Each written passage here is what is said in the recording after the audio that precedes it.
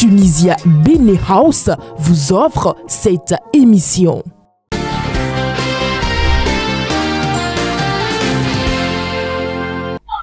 Si vous venez de nous rejoindre, sachez que vous êtes bel et bien sur votre émission Le Meilleur Réveil. Et dans la rubrique L'invité du jour, nous recevons pour vous le conseiller municipal de la ville de Parakou, Achille Aguet. Il est déjà au téléphone. Achille Aguet, bonsoir. Bonsoir, madame la journaliste. C'est vrai, nous connaissons votre nom, mais merci de vous présenter amplement à nos amis internautes de Guérita TV Monde. Ok, je vous en prie. Mon nom c'est Achille Aguet. Je suis conseiller municipal élu FCBE, mais actuellement membre du Parti des démocrates dans la ville de Parakou. Enchanté. Alors, avec vous, nous allons aborder l'actualité liée au limogeage du ministre Paulin Akpona. Alors, le ministre Paulin Akpona est déchargé de ses fonctions pour avoir tenu des propos dits diffamatoires contre son prédécesseur. L'ex-ministre a par la suite présenté ses excuses publiques à son prédécesseur Samou Seydou Adambi. Êtes-vous surpris du limogeage? Merci beaucoup, madame. Je crois que ce limogeage pour ma part n'est rien d'autre qu'une expression de la volonté du chef de l'État, le président Patrice Talon, pour montrer que dans son rang, il ne peut pas avoir de protégés d'une manière ou d'une autre. C'est comme ça, moi, je conçois ce limogeage. D'accord. Et si vous avez suivi bien ce qu'a dit le porte-parole du gouvernement, c'est dire que le ministre a été limogé pour qu'il soit libre, qu'il soit mis à la disposition de la justice, afin que lumière soit faite sur le dossier. Et nous autres, nous prenons acte de cela, et aussi, au vu de ce qui a été dit ou de ce qui a été fait, nous pouvons dire que ce limogeage n'est pas exagéré, et il fallait que ça vienne pour que les choses soient désormais claires. Sans quoi, la mouvance, ou bien le rythme de la rupture va se lancer à cette peuple qui viendra de son propre camp. Donc, pour nous autres, c'est pas grave ce qui a été fait. Et c'est d'ailleurs ce qui devait même être fait pour que désormais le peuple béninois puisse encore avoir de crédit à vendre à ce régime. Alors, qu'en est-il alors des excuses présentées par l'ex-ministre Paulin Akpona? Quelle lecture faites-vous de cette actualité? Alors, c'est dit un adage dit que qui s'excuse quand on s'accuse, vous voyez. Donc, à un moment donné, on a constaté que la sagesse a un tant soit peu gagné le ministre, l'ex-ministre, M. Akpona, qui, à un moment donné, peut-être a pris de recul et a analysé de fond en comble ses mots ou sur ce qu'il a dit, et il a compris que c'est pas une bonne chose. C'est normal pour ma part de faire ce mea culpa, parce que pour un homme bien éduqué, il doit apprendre à connaître parfois ses erreurs et présenter des excuses s'il le faut. C'est la preuve que le ministre aurait pu mettre cette sagesse-là avant d'avoir tenu ses propos, mais une fois que le mal est déjà fait, parce que chez nous on dit que la parole est l'œuf, et dès que ça sort, c'est que c'est très difficile à la ravaler. Donc vous voyez, ce qui est sûr, le mal est déjà fait. Bon, les excuses viennent. Bon, on peut aussi dire que c'est déjà un premier pas de reconnaissance d'avoir mal agi, et on prend des excuses. Bon, et là aussi, on peut déjà se dire, le ministre, l'ex-ministre en présentant des excuses, est en train de se dire que la justice, même si entre-temps devait l'assigner à la justice, c'est pour déjà donner de la piste à la justice pour agir en son temps. Alors, mon conseiller, malgré ces excuses, que pensez-vous de la plainte déposée contre Akpona par son prédécesseur Samou Seydou Adambi? Est-ce nécessaire, surtout quand on parle de deux leaders de la même formation politique?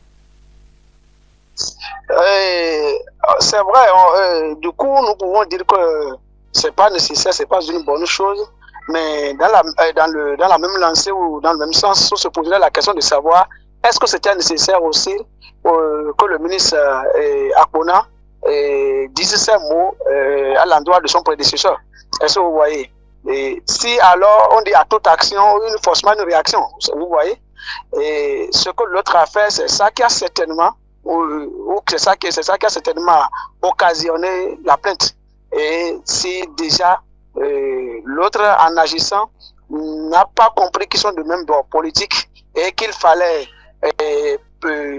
quand on diluer ces mots envers l'autre, je ne pense pas que ce soit à l'autre qu'on demande aujourd'hui de ne pas agir tel qu'il pense agir pour laver son honneur. Et vous voyez, donc pour moi, le ministre Sam Seydou Adambi doit porter plainte parce que, à ne rien dire, très tôt l'opinion publique va se dire, bon, ça veut dire que ce que l'autre a dit, c'est vrai, parce que celui contre qui les mots étaient prononcés ne s'est pas prononcé. Donc, ça veut dire qu'il reconnaît les faits. Donc, maintenant, l'autre, pour laver son honneur, doit alors se défendre. Et je crois que c'est à ça. Après la lecture de plainte du ministre Seydou Adambi, je crois que c'est ce qu'il a demandé à ce que le ministre Akpona apporte les preuves de ces allégations. Alors, si quand c'est vrai, parce que le ministre Akpona, comme vous le savez bien, c'est un économiste de formation, c'est-à-dire un financier de formation, c'est un expert comptable qui a parlé. Donc, je ne pense pas que sur ces propos-là, qu'on puisse quand même prendre ces mots de parole d'un enfant ou d'un insensé. Donc, pour moi, je crois que ce qu'il a dit, il a certainement des raisons. Et ces raisons-là, il faut qu'il les brandisse pour que désormais les Béninois puissent leur donner un peu de crédit dans leurs propos. Donc, alors, la poursuite, pour moi, elle est aussi normale et il faut qu'elle vienne. D'accord. Alors, en tant qu'acteur politique, quelle lecture ou quelle pourrait être la suite à donner à ce dossier? Et pour moi, je dirais que c'est un mauvais dossier qui s'ouvre comme ça contre le régime de la rupture. Hein, et surtout en ce moment où nous sommes en train d'aller vers la fin de leur mandat. C'est pas du tout bon, politiquement, c'est pas du tout bon. Parce que ce qui s'est passé là, ça va encore détériorer un peu la solidité de ce parti politique-là et du coup, la solidité de la mouvance présidentielle. Est-ce que vous voyez? Donc, la suite à donner, c'est comment le début, nous pouvons dire, bien malin pourra dire jusqu'à où ce dossier peut nous amener. Parce que je suis en train de voir là plusieurs poursuites se suivre. Et si, entre-temps, le ministre Paulin Akpona réussissait à donner des preuves, à prendre des preuves de ce qu'il a dit, dans ce cas, alors qu'est-ce qui va se passer? Il va falloir alors que le ministre Seydou Adambi lui-même alors aille s'expliquer devant la justice. Est-ce que vous voyez? Et alors, est-ce que du procès, nous ne passerons pas de procès en procès et un procès du même camp? Et vous le savez très bien aussi, il est dit, et il est bien connu qu'un royaume divisé contre lui-même quand on ne résiste pas. Est-ce que vous voyez? Donc, de là, déjà, ce qui se passe là, nous pouvons comprendre que c'est le signe du fin d'un régime. Et pour moi, je dirais que ça montre déjà que le régime de la rupture est en train de finir et ce régime-là est en train de mal finir parce que ils sont en train de se flécher entre eux-mêmes. Vous voyez? Et chez moi, je dis, et aujourd'hui la population le dit que lorsque le poisson sort de l'eau et vous dites que le crocodile est aveugle, vous voyez qui est son témoin. Donc, vous voyez de même camp, de même maison, l'autre sort pour dire que l'autre a chiffonné des milliards. Donc, je crois que ça serait très difficile de convaincre le peuple, de convaincre la population qu'il n'a rien eu et que c'est juste de simple acharnement contre l'un ou l'autre. Et si on n'arrive pas à convaincre le peuple, c'est qu'il faut se dire que ce peuple sera désormais déçu de la fin de ce régime et je crois que ça aura à coup sûr des répercussions politiques. Et c'est ça, il faut s'attendre à ça. Alors, Achille Aguet, votre formation politique, c'est-à-dire les démocrates, ont demandé une enquête parlementaire. Est-ce que vous pensez que les démocrates auront gain de cause? Qu'il y ait gain de cause ou pas, je crois que la démarche est noble. Elle est à saluer parce que nous autres, notre rôle, c'est d'aider le régime en place à bien gérer, à bien gérer son mandat, est-ce que vous voyez. Donc, eux autres, en le faisant, c'est d'amener le président de la République à justifier. Parce que vous savez, ce qu'a été le fonds dont il s'agit, c'est le fonds du contribuable. Hein, c'est pour nous, c'est pour eux tous, c'est pour nous tous. Okay. Et si entre-temps, il y a fuite ou bien il y a soupçon de ce que quelque chose a été mal fait, donc il relève du droit de l'opposition d'interpeller le responsable. Celui-là qui est responsable, celui-là qui est le répondant aujourd'hui de cette mandature, à expliquer, à faire de la lumière sur ça et à venir expliquer ce qui est contre la population. Maintenant, quitte à ce qui répondent ou ça ou non, mais de toutes les façons, l'histoire retiendra que au moment où ça s'est passé, l'opposition n'est pas restée muette, l'opposition a joué son rôle. Ouais, donc c'est ça. Alors pourquoi ne pas saisir la criette au lieu d'une demande d'enquête parlementaire? Vous voyez, moi je dirais pour saisir la criette, et pour moi je pense que ça ne serait pas trop noble pour l'opposition. C'est pas trop noble. Vous voyez, la criette, vous savez très bien ce d'appareil juridique là, le rôle que ça joue du côté de l'opposition. Et je ne voudrais pas très tôt utiliser ce mot, mais je vais l'utiliser anti-griffe pour dire que vous savez très bien que l'opposition n'est pas trop d'accord avec ce système de justice et qui, de loin, on peut peut-être dire que ça a été monté pour chasser contre les opposants ou bien pour courir derrière les opposants. Donc, ce qui a fait que aujourd'hui, voir l'opposition se mettre à l'aise à saisir la criette, ça serait un peu compliqué. Et l'autre chose, c'est qu'aujourd'hui, la criette est une institution juridique qui s'occupe de tous des délits financiers et autres. Donc, avant que la criette ne soit saisie, elle peut s'auto-saisir même du dossier. Est-ce que vous voyez? Donc, nous, on se dit dans l'opposition qu'on n'a pas besoin de saisir la criette parce qu'elle-même pouvait s'auto-saisir du dossier pour chercher à faire la lumière sur ça. Parce que je nous demandais si c'était de l'autre côté, si aujourd'hui on serait encore en train de demander pourquoi la criette n'agit pas.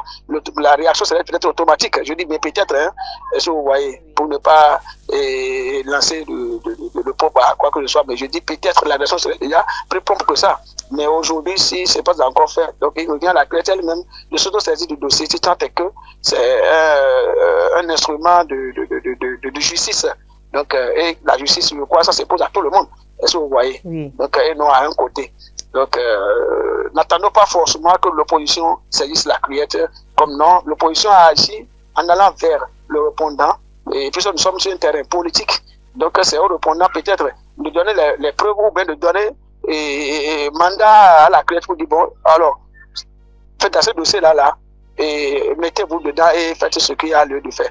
Donc, je crois on ne peut pas condamner l'opposition de ne pas aller du côté de la criette pour le moment. D'accord, merci à vous. Achille Aguerre, je rappelle que vous êtes un conseiller municipal dans la ville de Parakou et membre du parti Les Démocrates. C'est la fin de cet entretien téléphonique. Est-ce que vous avez un dernier mot pour boucler? Oh, c'est juste appeler le peuple béninois à la sérénité, au calme, et aussi dire que il n'a pas de malheur à se faire. Le Bénin demeurera toujours le Bénin et la paix régnera toujours au Bénin. C'est d'ailleurs notre souhait et nous tous nous devons travailler à cela pour que la paix règne.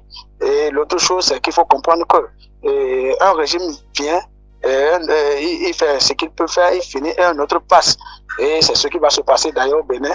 Donc aujourd'hui, tout le monde doit rester calme. Ce qui est sûr, le règne de la rupture est en train de finir. Et aujourd'hui, ce qui va se présenter, c'est qu'en 2026, il aura l'alternance à coup sûr. Donc voilà ce à quoi nous avons foi, voilà ce à quoi nous tâchons déjà désormais notre moralité. Et nous savons très bien que ça sera fait ainsi. Alors salut à tout le peuple béninois, salut à Guérit TV et que la paix règne au Bénin. Merci à vous, Achille Aguerre, pour votre disponibilité à Guérit TV Monde. À bientôt. C'est plutôt moi, je vous en prie.